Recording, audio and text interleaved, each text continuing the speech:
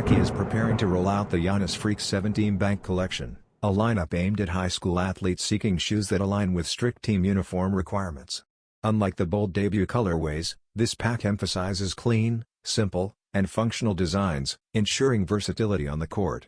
Among the three upcoming looks, the Game Royal stands out as a prime option for youth hoopers heading into the fall or winter 2025 season. Continuing Nike Basketball's long tradition of team bank releases, these sneakers represent a practical and performance-driven choice rather than flashy statements. Considered a rite of passage for many players, the Team Bank series delivers reliable footwear built for both style consistency and athletic demands. While Nike has yet to confirm the official release date, the pairs are anticipated sometime in 2025, with updates expected soon. The focus remains on balancing performance, tradition, and team-ready aesthetics.